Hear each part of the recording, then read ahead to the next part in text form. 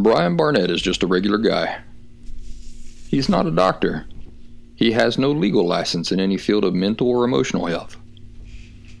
Brian Barnett merely shares the insights he's gained from his personal experiences for anybody who may choose to use such information as he or she personally chooses, while accepting full responsibility for his or her own individual thoughts, feelings, behaviors, and actions. Brian Barnett assumes no responsibility whatsoever for anybody's individual choice to expose himself or herself to any information that Brian Barnett shares, and by listening to this program, you're acknowledging that you, and only you, are responsible for your own thoughts, feelings, and actions.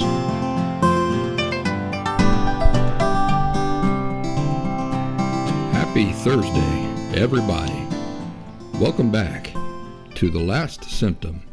I'm Brian Barnett, the creator and host of The Last Symptom. Thank you for joining me this week. I made the mistake right before sitting down to record this show of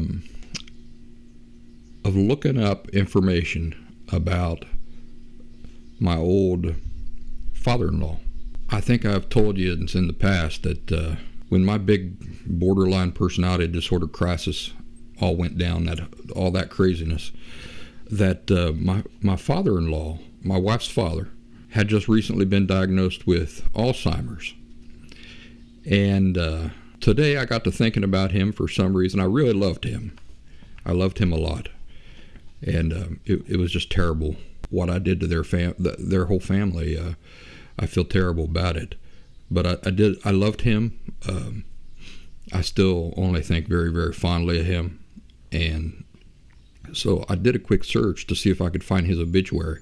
It would have been in 2010, 2011, right around there, when he was diagnosed with the Alzheimer's. And so I assumed that enough time had passed that he had probably been done in by that. And so right before I sat down to record this show, I got the bright idea to see if I could find his obituary. And I did. And it's got me all choked up.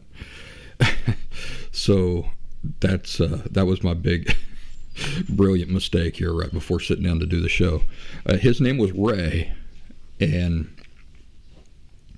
I remember my ex-wife saying that as a child, her and her brother didn't treat Ray too great, their father.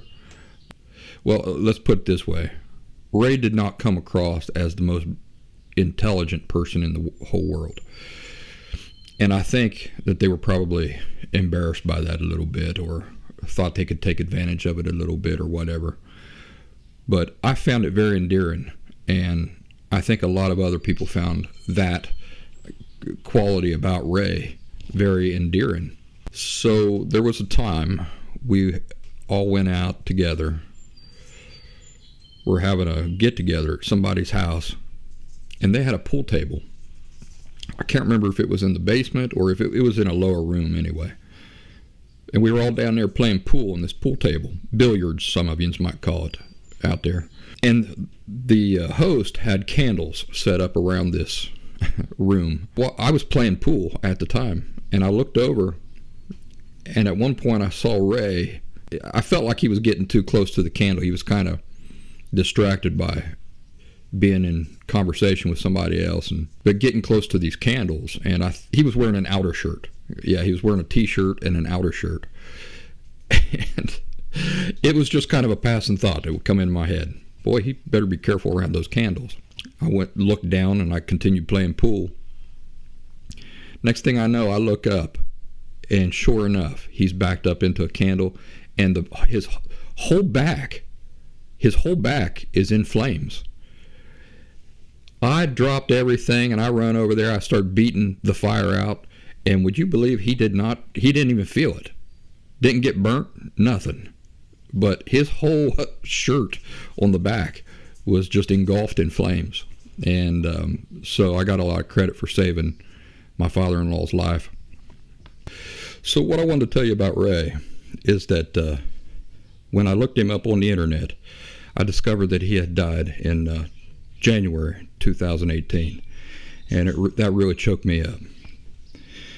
And of course, I tried to remember what was going on in my life in 2018, and then I did some math and figured out how many years after my divorce with his daughter that was, and I tried to imagine what that meant as far as what that decade was like for them. You know, I get consumed thinking about how rough that decade was on me, but really what I put them through, ignorantly I should say, because I was not aware that I had borderline personality disorder, and I was being compelled by forces that I had not yet had time to understand or anything like that. But the decade was not easy for them either, and so that's what's been on my mind, and I hate that I contributed to that. I hate that I contributed to the whole family is a very difficult and stressful time during that period of time. So I think we were divorced in 2011. I think that's when it was finalized, and Ray died in 2018. But if you imagine, his condition would have been getting worse during all those years. So not easy. The obituary for Ray was real nice. Talked about him just like I remembered him. Said he loved and was loved by pretty much everybody he come across, and that's how I feel about it. I really feel that is a proper description of Ray, and it was his personality and his character. He was a good man. For me, you know, even though he died in 2018, I'm just finding out about it today. I mean, I assumed that he had or was getting close to that, but for me today, it's like I just got the news, you know, and so I'm processing all that. I'm processing all that and trying to come to terms with what it all means. Let's see. A bird. I wanted to tell you about a bird. I was just posted a little video on the Last Symptom Locals group here right before we got started, and it was the story about a bird. Yesterday, I got the bright idea to show people these doves who had set up some nests right on my porch. And in order to get my camera up there, I had to put it on a selfie stick and reach it real far up. And I wanted it to be impressive, you know, like National Geographic or something. And so I got the camera right up there next to these baby doves. It spooked them. They went flying off, and they weren't ready yet to be out of the nest. Oh my goodness, I felt so bad about that. And I walked around all day yesterday just angry at myself. Had no ladder to be able to get up there to get those birds back in their nest. And they're flopping around the yard, squawking for their mamas. At one point, I let my dogs out. I'd forgot that the baby birds were out there, so I let the dogs out. Of course, the first thing they do is zero in on one of those baby birds and try to kill it. So I had to stop that, and it was just a big old mess. Eventually, I worked up a solution to get those birds back up in their nest with their mama, and they're doing fine. You'll be happy to know. So that was my day yesterday. I was watching a movie with my daughter. It was called The Lost Weekend. I think this is a movie from 1945. There's a part in the movie and it's all about alcoholism. And the protagonist in the movie, he's struggling real hard with alcoholism. And in fact, in the time that this movie come out, it was just unheard of to see true depictions of alcoholism in movies. Before that, they always, you know, the drunkard was always portrayed in a comical light. And so this movie, I think it won the Academy Award for that year. And again, I think it was 1945. But anyway, I was watching that movie, and she happened to be with me. It was troublesome for her. I mean, it was bothersome for her. It bothered her. And so she started asking me lots of questions about alcoholism and addiction and stuff like that. Now, bear in mind, My daughter's only 6. So I thought, wow, what a really great experience. Me just sitting here watching this movie for myself, but she's here with me, and it's provoking all these questions, that are important for parents and children to have.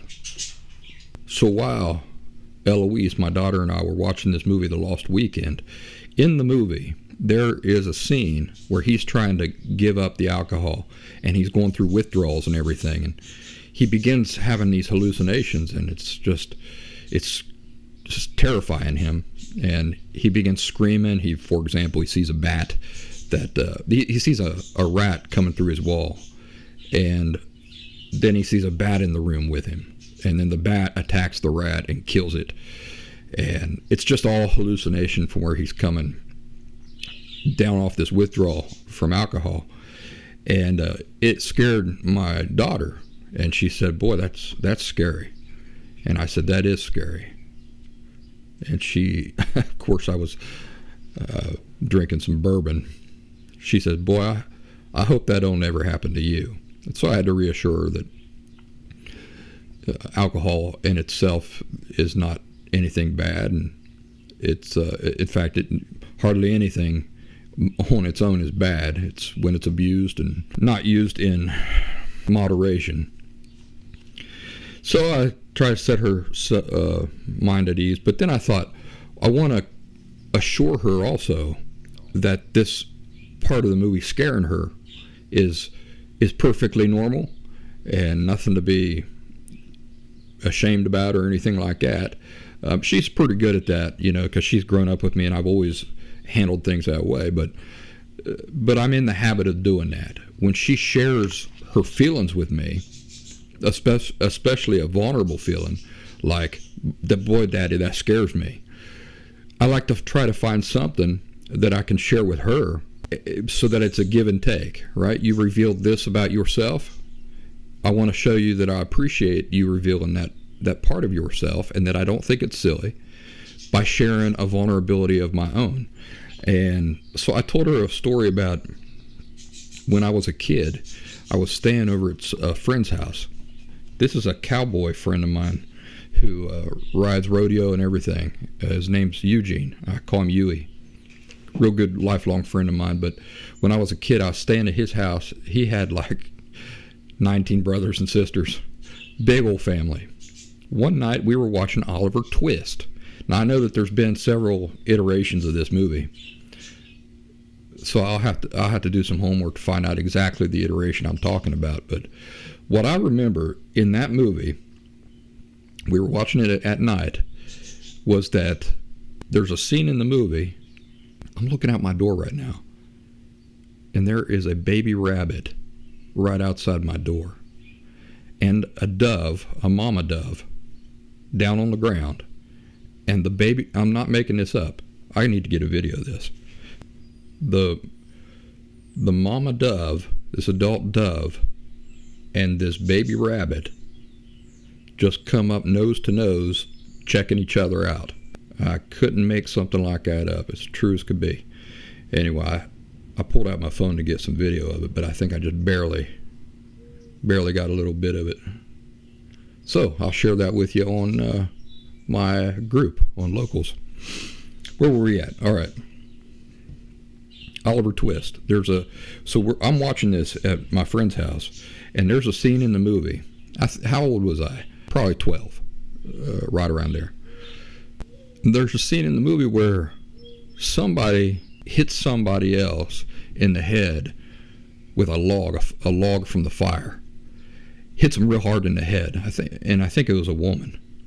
As she falls down, when she gets back up, her eyes are crossed. She'd been hit in the head that hard.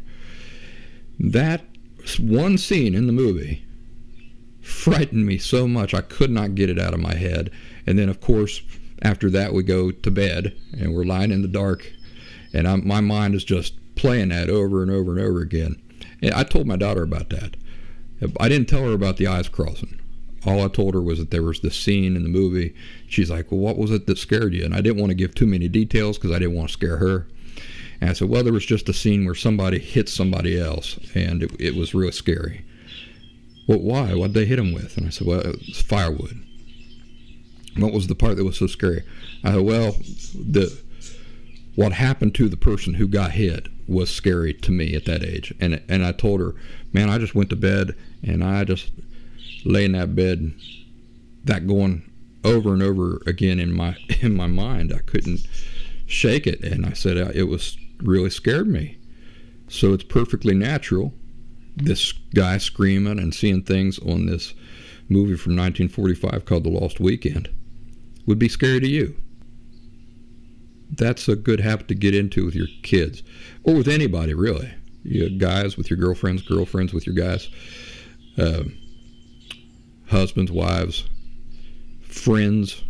That's what intimacy really is. You share a vulnerability with me, I'll share an honest-to-God vulnerability with you.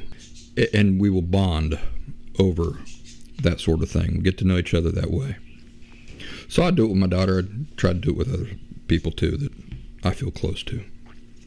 At any rate, the reason I'm telling you that is because as we were talking there, and I was trying to, because she wanted to know if that sort of thing was still scary for me today.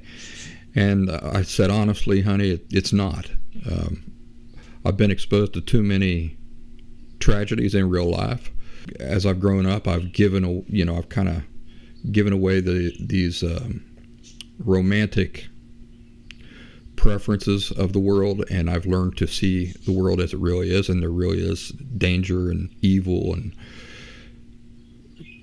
heartbreak and tragedy that happens in the real world. And I said, the older you get, the more you accept terrible things. And when I told her that, I said, you know what, I really need to tell my audience that. She says, yeah, Daddy, you should. That's a good one, Daddy. So think about that. The older you get, and tell me if this ain't true for you too, the more you accept terrible things. Now, when we're talking about accepting a thing, again, we're not talking about agreeing with it. What we're talking about is being able to see that that's just the reality of it. And now that's the reality I've got to deal with. It's not pretending it away because we don't like the way that it makes us feel. So you could say that the older you get, the more you accept terrible things. But in recovery, when you're going from being an emotionally unhealthy person to being an emotionally healthy person, what could we say? We could say the healthier you get, the more you accept terrible things. So there are just terrible realities, that have to do with our parents, have to do with us, the terrible things we've done and our regrets around those things. That would be the thing to make a note of from this episode. The healthier you get, the more you accept terrible things. Doesn't mean we like them. It just means that we can see that is a real part of life. And so our expectations of life allow for that, include that. That way, when terrible things do happen, we don't get the wind completely knocked out of us, because we accept that life is life in this world. I personally don't believe it's always going to be this way, but life in this world at least will always involve a combination of good and bad. And that's just the reality, right? Whether we like it or not.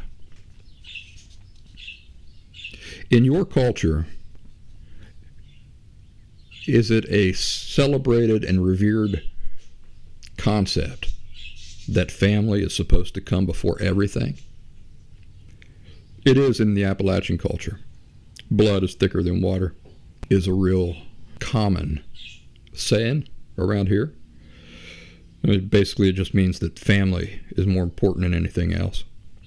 Reminds me of a movie starring Kevin Costner, and it was Wyatt Earp, the movie.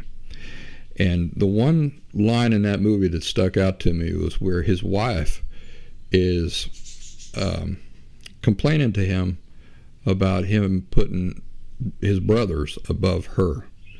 And he says this, I had to look this up and jot it down word for word. Bessie Earp, the wife says, "We are your wives.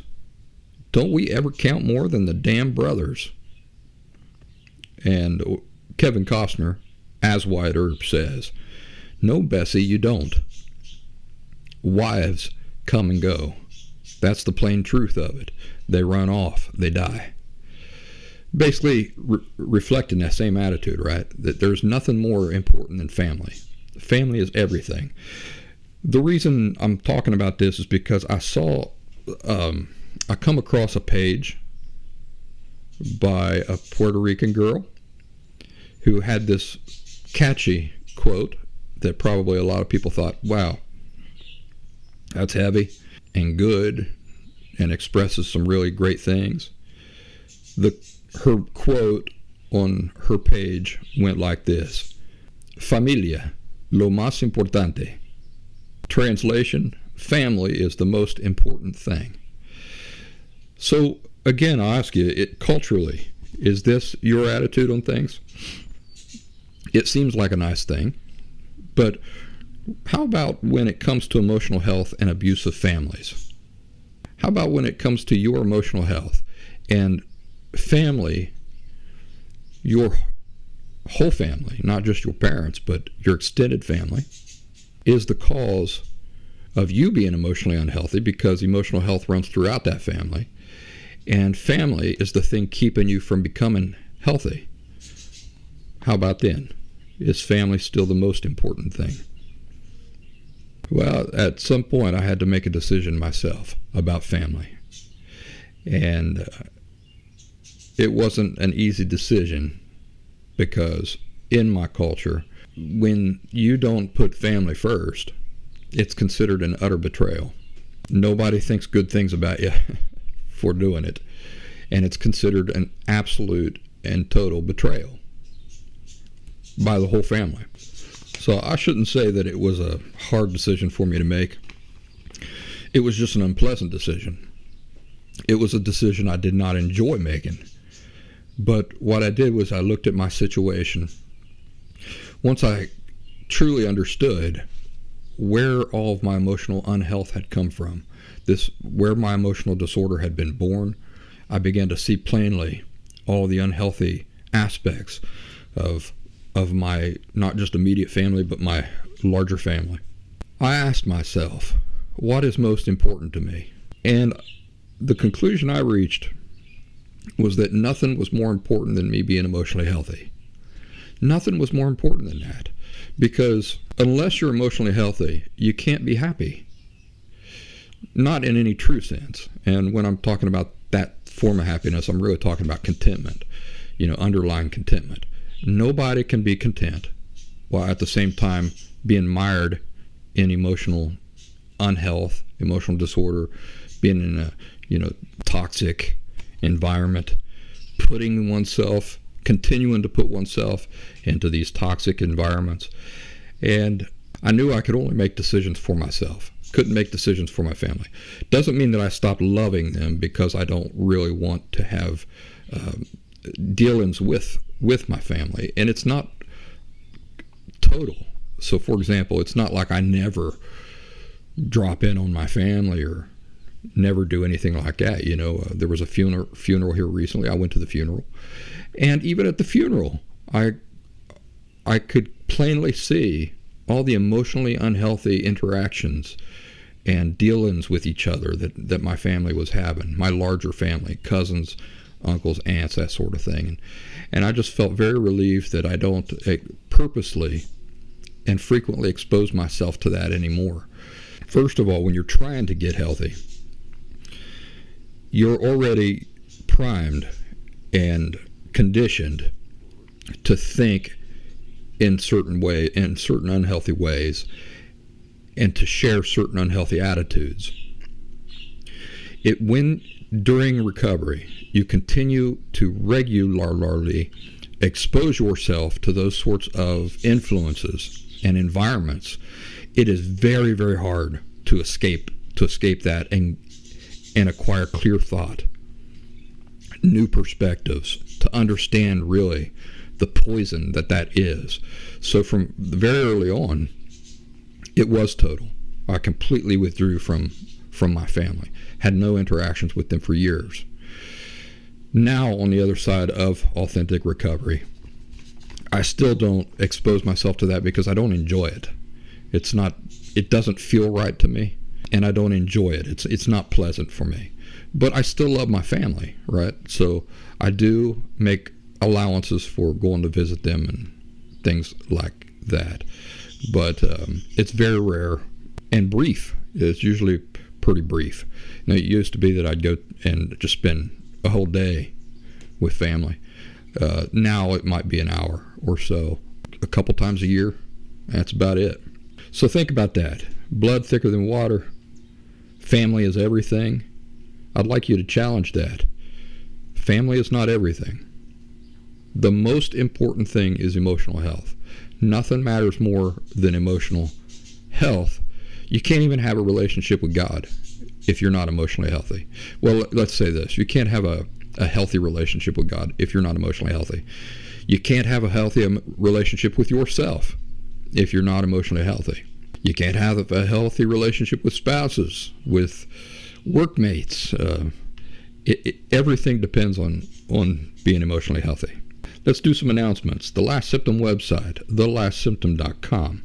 I've got free and paid resources there. The paid resources, which support my ongoing efforts here, are one-on-one phone calls and Zoom calls with me. Also, there's the 2-week intensive The Last Symptom Fundamentals course. It's comprehensive and a lot of information in that course. It's pre-recorded, and it's a video course. So when you sign up for the course, you get to take it at your pace, but you will see me on a video presenting information, presenting slides, and those sorts of things. And it's all about authentic recovery from emotional disorder, borderline personality disorder specifically, but would apply for other things as well. Would you like to join our online community? I hope you will. It's over at thelastsymptom.locals.com, or you can download the locals.com app and search for The Last Symptom by Brian Barnett. If you want to keep it real simple, just go over to thelastsymptom.com, go into the resources tab. Everything you need is there. Orange Slices are condensed video highlights of this show and brief 5 to 10 minute links. They appear on Rumble, YouTube, and of course on the Locals group. Again, links are available at thelastsymptom.com. I record most episodes of this show now as video in addition to just the audio-only version. And so if you'd like to see me present this show rather than just listen to me, you can do that over at Rumble or also on YouTube. Please subscribe to the channel and like all the videos. I mean, let's put it this way. Like the videos that you like. Press like and share them. Doing that allows the algorithm to offer that content to more people, and then more people benefit from it. So I appreciate you doing that. Let's see here. Generation loss. Have you ever heard that term? Generation loss. I wonder if you can guess what that is, just from its name, generation loss. Well, think back to the 80s and 90s when everybody was using copy machines. You remember those days? And fax machines and stuff like that. If you take an image, like say a drawing on a piece of paper, and you run that through a copy machine, that's one generation, a second generation. Now, if you take the copy and you put that in the copy machine and you run that through the copy machine, now you got a third generation. Take that copy out. You put it in the copy machine and you make a copy of it. Now you got a fourth generation. What is the phenomenon that happens the more you do this? Well, most of you will remember doing this with a copy machine. What would happen is that with each generation, each new generation of copy run through the copy machine, what you would end up with is a more blurry, less faithful image from the original, right? That's generation loss, and it's still happening today. How often have you seen a meme or something on Facebook or on social media, and it looks blurry, or it looks like it's been cropped too many times, and the resolution of the image looks kind of lousy. Well, what you're looking at is generation loss. Somebody created the meme and put it on the internet. Somebody copied it, put it on their social media. Somebody saw it on their social media, copied it, put it on their social media. As this process goes along, what has happened is that the meme has, the quality of the meme, the resolution, has slowly been getting worse and worse until eventually you just end up with a big blob. So that's generation loss. If you're a God-fearing person, generation loss explains why people at the beginning of the Bible lived a whole lot longer than we do today. Yeah, that's generation loss. When you read about Methuselah living, 900 years or something like that, you say, people today point to things like that and say, see there, that's just ridiculous. That's just ridiculous. That's not true. But if you're a person who has faith in the Bible and in God, then you understand why Methuselah lived 900 years old. Because Adam and Eve were just shortly before her. So she was not that far removed from perfection. If you'll remember, Adam and Eve were created perfect. They would have lived forever had they not sinned. So then the people who were born shortly after Adam and Eve, they were much closer to that perfect state, and therefore they lived much, much longer. Thousands of years later, we get to us. All of this generation loss has been happening, and we, the strongest of us, reach 80 or 90 years old if we're fortunate. The really strong among us might live 120, but it's so rare that it's not something that you can really plan for in your own life, is it? How about authentic recovery? When one devotes himself or herself to truly ending the cycle of emotional disorders and emotional unhealth that permeate families. Well, the nice thing about authentic recovery and ending this cycle of unhealth and disorder in families is that generation loss can be brought to a screeching halt when we're talking about emotional issues. And so I've come up with a new term. For example, in my case, everybody in both sides of my family, both sides of my extended family, terribly emotionally unhealthy. I grew up thinking it was completely normal. All those attitudes and all those ways of thinking and ways of the types of relationships were completely normal. Type of behaviors, type of treatment towards others, totally normal. And then I escaped that. Saw all the ways that those attitudes are just terribly unhealthy. I gave up those attitudes in my own life, and I adopted brand new attitudes, healthy attitudes, that have completely changed my life and have helped me raise, until now, a daughter who is herself perfectly emotionally healthy. Everybody comments on how self-assured she is, and how friendly she is, and how confident she is, and how she's happy she seems to be, and content, and how she doesn't seem to be operating on any type of stress or insecurity. So, what have I done to generation loss in the emotional sense? I brought it to a screeching halt, haven't I? So we need a new term, don't we? And the new term that I've come up with is new healthy generation fidelity. What do you think? New healthy generation fidelity is what happens when you become the person to break that cycle in what has probably run through both sides of your family for generations. And now you've created something brand new from the brand new beginning. And I call that new healthy generation fidelity. It doesn't suffer from generation loss. When you pass on healthy attitudes to your offspring and they grow up, who are they going to look for in a partner? Healthy partners, not unhealthy partners, because it's not going to feel comfortable to them. They're not going to be drawn to that. So they're going to end up with somebody else who is healthy. They're going to have children. How are they going to raise their children? With unhealthy attitudes or with healthy attitudes? Healthy attitudes. So it's in this way that healthy attitudes and also unhealthy attitudes get passed on through generations. Emotional disorders are all in attitude. Who else is going to tell you a truth like that that's so simple and so profound? All emotional unhealth and all emotional disorders are contained in attitudes. And it is attitudes that families pass on. That's why my grandfather had his emotional disorders. He passed that on to my mother. My mother passed it on to me. On my father's side of the family, the same thing. His father, emotionally unhealthy, passes on emotionally unhealthy attitudes to his father, or to my father. My father grows up, has his family, passes it on to me. So it can be brought to a screeching halt, but it takes some real determination, insight, and an appreciation for what matters the most. And it ain't family. The Flower Duet.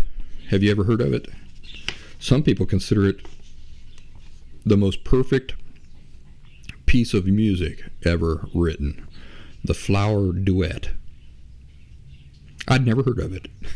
Shows you how cultured I am. I had never heard of the Flower Duet, but when I come across it and I read some things about it, first thing I did was hunt it down and give it a listen. And it ain't bad. I don't think it's the best ever written, but again, I'm not a skilled classical musician or anything like that. It's very nice, but I think it's like one of those pieces of music that really classically trained musicians find a deep appreciation for. But this person was telling a story about how, so this was by Pete McGrain for the Epoch Times, dated March 5th, 2022. So Pete McGrain for the newspaper, the Epoch Times, was talking about how he had a friend come up to him and say, I just heard the best musical piece that I've ever heard in my entire life. And he says, let me guess, it's the Flower Duet. And the other person was like, oh, how'd you know that? So apparently this is a piece of music, like I say, that many musicians, when they hear it, really love. But he had this to say about the Flower Duet. Not particularly about the Flower Duet. It's about how there's always something better waiting. No matter how beautiful a thing is, no matter how wonderful a thing seems, the longer you live, the more opportunities you will have to come across something and discover something even more beautiful.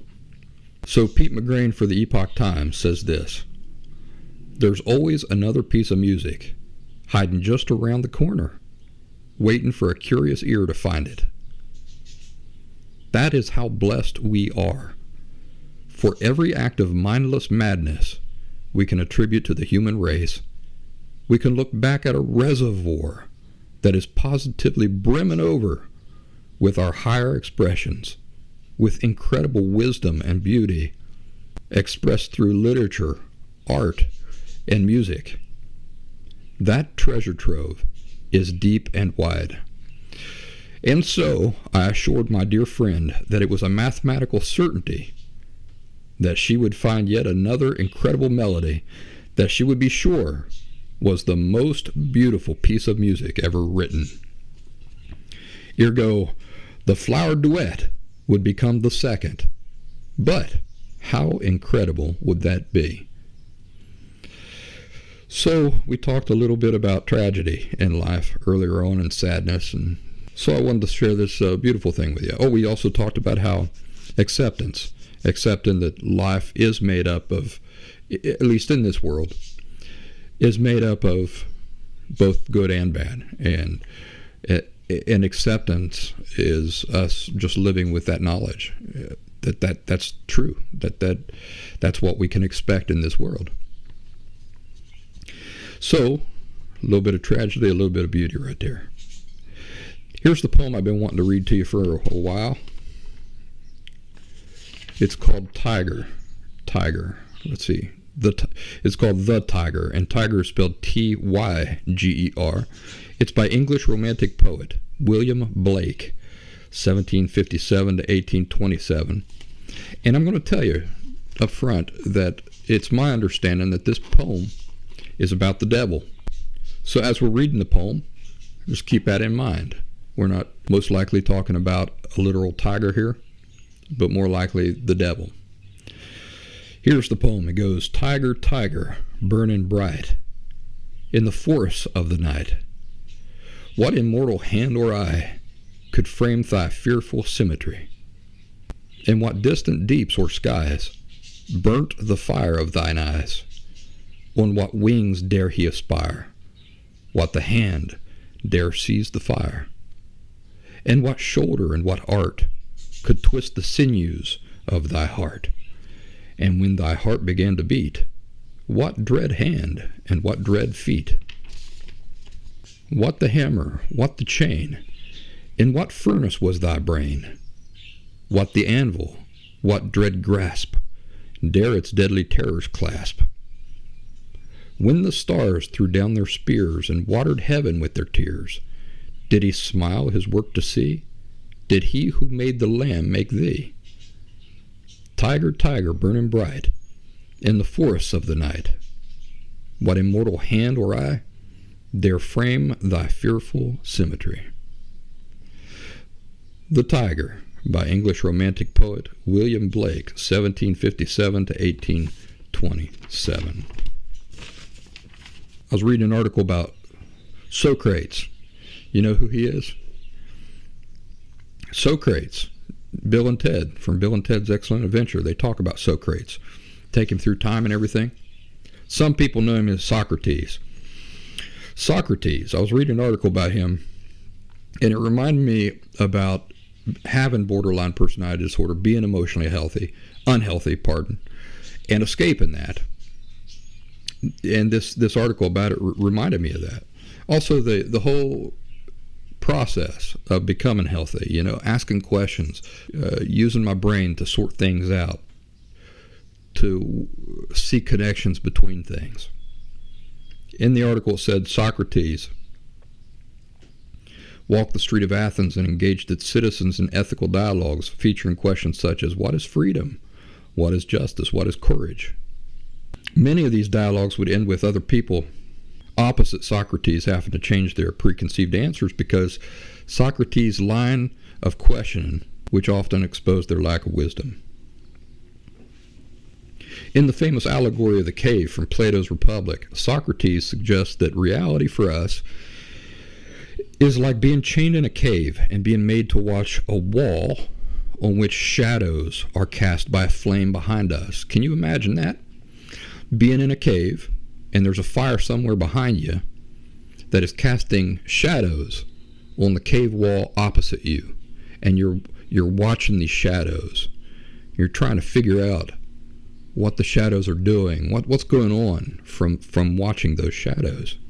The article says we all mistake the shadows for the truth of reality. Can you make some comparisons there with being emotionally unhealthy and living with these unhealthy attitudes? The way you perceive,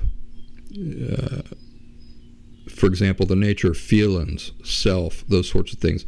It's almost like you're watching the shadows on that cave wall, and you're confusing the shadows as being a perfect representation of reality. But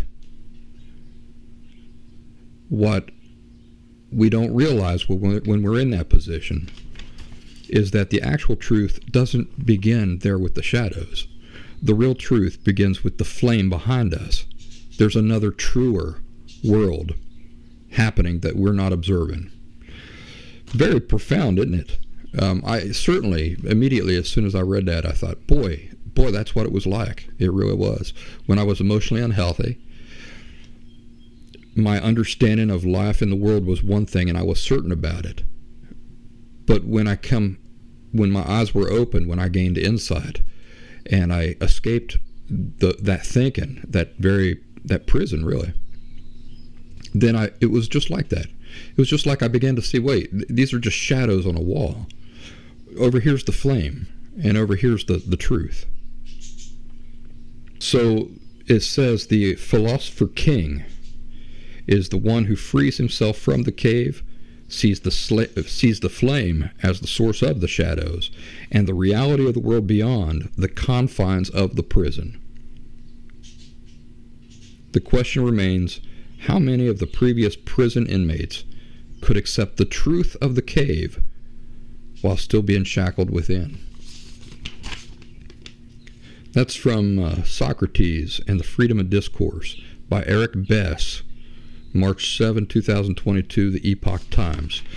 I really like the imagery there. And for me, at least, it really accurately describes what it was like to escape those distorted concepts, those distorted attitudes, distorted thinking, distorted understanding of things. I never want to go back here. I want to help you stop focusing on the shadows on the cave wall. Realize that the flames are where all the answers are. That's where you're going to see the real nature of things, and so that you can escape it too and start helping other people do the same. Folks, I appreciate the time that you've spent with me today. I'm going to edit this and get it out to you, and I hope you have a wonderful weekend. I look forward to talking at you again next week. Take care.